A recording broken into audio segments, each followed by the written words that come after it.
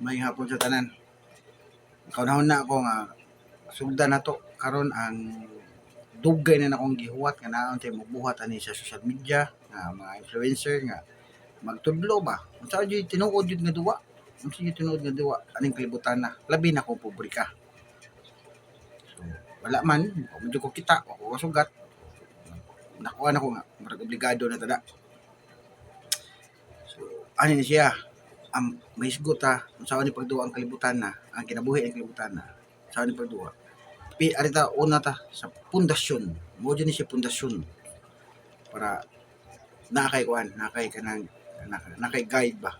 Labi na batanon pa ka, nakay guide, say, karon sayo pa lang nakay guide mo. Ngani unde ni, mao ni realidad. Una ni mong pinakakinahanglan, salig sa Ginoo. Salig jud sa Ginoo. Nya ayaw kabalaka nang ay dili mo kuan na nang kuan. Ay kanang sarong mo simba ani sige pa ko kasa. Ayaw kagool na Brad. Ay kagool na dong Brad. Bye. Ay kagool na. Okay.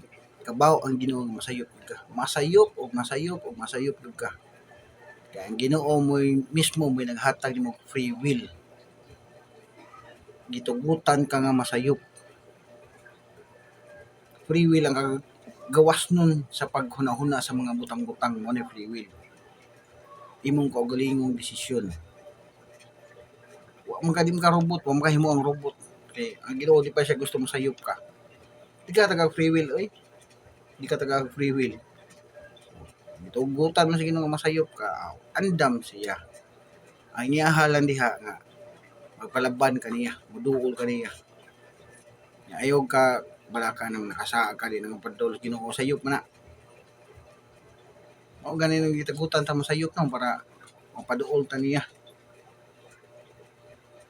Sa mo ta magpaduol pa jud kag may sa Ginoo. Magraghan siya ng sayop. Kitistingan jud ka panahon. Yeah, ang counterpart ana niya kaya mao ni ang pundasyon. Ang counterpart ana sa spiritual lang nga side. Ang counterpart ana niya sa street level, sa streetwise kanang kamaro kay dapat pinaka basic ni siya mao ni siya pinaka kinahanglan jud nimo. Obserbar. Dapat taas ka og observation skill. Paniid ba? Dapat kamao ka maniid, pundo paniid. Lahi man obserbar nga kanang gatan-aw ra ka, baliwa ra din mo, naminaw ka pero wala mo susumutok. Dili na siya observation skill ha. Hinanggaw na. Ang tinuod nga observation skills, bantayan nimo. Tan-aw nimo ang mga panghitabo sa imong palibot, sa tanan, imong bantayan, imong obserbaran. Sa mga tao, imong obserbaran ang mga tao, ang mga panghitabo. Obserbaran nimo. Mao ni siya initial nga kuan, makabantay mo kog ana kung tinuod nga nanakay observation skill. Kani siya mao ni siya gidagan sa panghitabo. Pak niya na yung ani. Yan ang ani pa gyud. Tungod ani. Mao na siya observation skill. Kinahanglan na nimo number 1. Sa sunod episode, lain na sa itong isgutan. Sa pundasyon, mao na kinahanglan.